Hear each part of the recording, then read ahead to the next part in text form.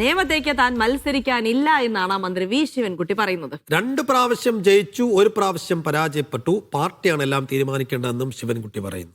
Yes, Vijin തുടരുന്നുണ്ട്. വിജിൻ, നേമത്തേക്ക് ശിവൻകുട്ടി തന്നെ വരും കൃത്യമായി. യെസ്, അദ്ദേഹത്തിന്റെ ഒരു പ്രതികരണം ഒന്ന് കണ്ട ശേഷം വരാം. നേമത്തേക്ക് ഞാൻ 2 പ്രാവശ്യം ജയിച്ചു, 1 പ്രാവശ്യം പരാജയപ്പെട്ടു, പിന്നെ 3 പ്രാവശ്യമായി. ജയിച്ചപ്പോൾ പിന്നെ 1 പ്രാവശ്യം രാജഗോപാലിനെ പരാജയപ്പെടുത്തിയത്, പിന്നെ കുമ്മന രാജശേഖരനെ പരാജയപ്പെടുത്തി, പിന്നെ നമ്മുടെ മുരളീധരൻ അനുസരിച്ച് പരാജയപ്പെടുത്തി. എൻ്റെ പാർട്ടി തീരുമാനിക്കുന്നതനുസരിച്ച് കാര്യങ്ങൾ ഇരിക്കും. ഇടതുപക്ഷ ജനാധിപത്യ മുന്നണി CPM-ഉം നേമത്താര് മത്സരിക്കണമെന്ന് തീരുമാനിക്കുമോ അതനുസരിച്ചായിരിക്കും കാര്യങ്ങൾ വരുന്നത്. അല്ല, ഞങ്ങളൊന്നും ആദ്യമേ സ്വന്തമായിട്ട് പ്രഖ്യാപിക്കുന്നവരല്ലല്ലോ ഞങ്ങൾ ഇതിനകത്ത് മത്സരിക്കാൻ വേണ്ടി പോകണം. പാർട്ടി തീരുമാനത്തിനൊപ്പം തന്നെ ആയിരിക്കും പാർട്ടി എടുക്കുന്ന തീരുമാനം. അത് ഇത്രയും നാൾ 40 വർഷക്കാലമായി പാർട്ടി എടുത്ത തീരുമാനങ്ങൾ അനുസരിച്ച് മുന്നോട്ട് പോകുന്ന വ്യക്തിയാണ്. ഏത് കാര്യത്തിലും പാർട്ടി എടുക്കുന്ന തീരുമാനം തന്നെയാണ് എൻ്റെ അവസാനത്തെ വാക്കെന്ന് പറയുന്നത്.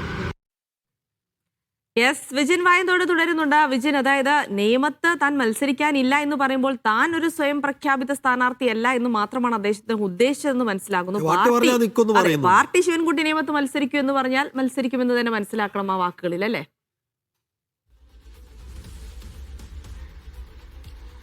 തീർച്ചയായും ജിൽസി സൈഫുദ്ദീൻ അങ്ങനെ തന്നെയാണ്. CPM-ന്റെ ഒരു രീതി അനുസരിച്ച് ഒറ്റയ്ക്ക് ഒരാൾക്ക് വ്യക്തി എന്നുള്ള നിലയിൽ തീരുമാനമെടുക്കാൻ കഴിയില്ല. പക്ഷേ നിലവിൽ നേമത്തെ കാര്യങ്ങൾ സൂക്ഷ്മമായി വിലയിരുത്തിയാൽ മറ്റൊരു പേരിലേക്ക് CPM-ന് എത്താനുള്ളൊരു പേര് നിലവിൽ ഇല്ല.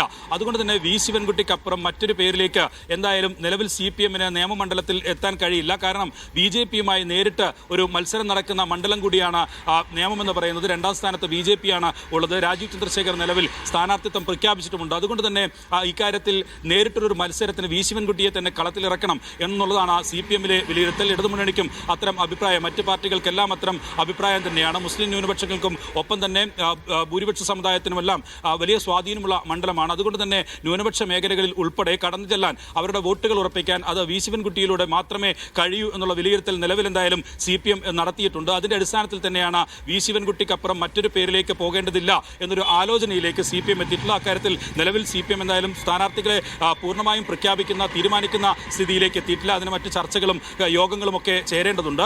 പക്ഷേ വി ശിവൻകുട്ടി തന്നെ മത്സരിക്കട്ടെ എന്നുള്ള അഭിപ്രായം അത് CPM-ന്റെ സംസ്ഥാനത്തെയും ഒപ്പം തന്നെ ജില്ലയിലും നേതാക്കൾക്കുണ്ട്. അതുകൊണ്ട് തന്നെ ശിവൻകുട്ടി തന്നെ സ്ഥാനാർത്ഥിയാകാനുള്ള സാധ്യതയാണ് 90% നിലവിൽ കാണുന്നത്. വി ശിവൻകുട്ടി ഇപ്പോൾ വ്യക്തമാക്കുന്നതനുസരിച്ച് പാർട്ടി പറഞ്ഞാൽ എന്ത് തീരുമാനവും അത് താൻ അംഗീകരിക്കും എന്നുള്ളതാണ്. 40 വർഷത്തോളമായി പാർട്ടി പ്രവർത്തനം നടത്തുന്നു. പാർട്ടി പറഞ്ഞതനുസരിച്ചിട്ടാണ് പഞ്ചായത്ത് പ്രസിഡന്റ് മുതൽ തുടങ്ങിയ പാർട്ടി ജീവിതം അത് മുന്നോട്ട് പോകുന്നത്. ഇപ്പോൾ വിദ്യാഭ്യാസ മന്ത്രിയും തൊഴിൽ വകുപ്പ് മന്ത്രിയും ഒക്കെയായി പ്രവർത്തിക്കുകയാണ്. എന്തായാലും കേരളത്തിലെ തന്നെ BJP-ക്കെതിരായ ശക്തമായ പോരാട്ടത്തിന്റെ ഒരു വക്താവ്, സർക്കാരിലെയും മന്ത്രിസഭയിലെയും ശക്തമായി BJP-ക്കെതിരെ നിലപാട് സ്വീകരിക്കുന്ന വ്യക്തി, ഒപ്പം തന്നെ മുഖ്യമന്ത്രിക്കെതിരായ ആരോപണങ്ങളിൽ ഉൾപ്പെടെ കൃത്യമായ നിലപാടുമായി രംഗത്തെത്തുന്ന ഒരു സർക്കാരിന്റെ ഒരു പോരാളി മുഖമാണ് നിലവിൽ വി ശിവൻകുട്ടിക്കുള്ളത്. അതുകൊണ്ട് തന്നെ RSS-നെ തോൽപ്പിക്കാൻ, RSS അജണ്ടകളെ തോൽപ്പിക്കാനുള്ള ഒരു ആൾ എന്നുള്ള നിലയിൽ സ്വാഭാവികമായും വി ശിവൻകുട്ടിയുടെ പേര് തന്നെ ഉയർന്നു വരും എന്നുള്ളതാണ് നിലവിൽ ഇപ്പോൾ എന്തായാലും പ്രതീക്ഷിക്കുന്നത്.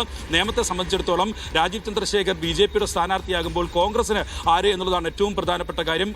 ശക്തനായ ഒരു സ്ഥാനാർത്ഥി കോൺഗ്രസിന് ഇല്ലെങ്കിൽ അവിടെ BJP ആ സീറ്റ് നേടുന്ന സാഹചര്യം ഉണ്ടാകും. അതൊഴിവാക്കാൻ സ്വാഭാവികമായും KS ശബരിനാഥൻ ഉൾപ്പെടെയുള്ളവരുടെ പേരുകളാണ് പരിഗണിക്കുന്നത്. കഴിഞ്ഞ തവണ K മുരളീധരൻ സ്ഥാനാർത്ഥിയായി 45,000-ഓളം വരുന്ന വോട്ട് നേടിയതാണ് BJP-യുടെ അക്കൗണ്ട് CPM-ന് പൂട്ടിക്കാൻ കഴിഞ്ഞത്. അതിൽ ഏറ്റവും പ്രധാനമായ പങ്ക് വഹിച്ചതും K മുരളീധരൻ തന്നെയാണ്. ശിവൻകുട്ടിക്ക് ഒപ്പം K മുരളീധരൻ കൂടി സ്ഥാനാർത്ഥിയാവുകയും ത്രികോണ മത്സരത്തിലേക്ക് കാര്യങ്ങൾ എത്തുകയും ഒരു ത്രികോണ മത്സരം തന്നെയായിരിക്കും. എന്നാൽ നേമത്ത് മത്സരിക്കാനില്ല എന്ന് ശിവൻകുട്ടി പറയുമ്പോൾ ശിവൻകുട്ടി മത്സരിക്കില്ല എന്ന് തീർത്ത് പറഞ്ഞതല്ല. CPM-നെ സംബന്ധിച്ചിടത്തോളം മറ്റൊരാളില്ലെന്നേ, വേറെ ആരുണ്ട്? ഇപ്പൊ VK പ്രശാന്തിനെ വട്ടിയൂർക്കാവിൽ നിർത്തണ്ടേ? പിന്നെ ഞാൻ ഇതിനകത്ത് കാണുന്നത് അതേ ഒരുപക്ഷെ പാർട്ടിയോട് തന്റെ ആരോഗ്യ പ്രശ്നങ്ങളൊക്കെ ചൂണ്ടിക്കാട്ടി ആവശ്യപ്പെടാനുള്ള ഒരു സാധ്യതയുണ്ടെന്നേ ഉള്ളൂ. പക്ഷെ എപ്പോഴും ഇപ്പുറത്ത് ഒരാളില്ല. രാജീവ് ചന്ദ്രശേഖരനെ പോലെ കരുത്തനായ ശക്തനായ ഒരാൾ BJP-ക്ക് അംഗം കുറിക്കാൻ ഇറങ്ങുമ്പോൾ ഇപ്പുറത്തെ അതേപോലെ അതിന് കിടപറ്റുന്ന ഒരാൾ വേണ്ടേ?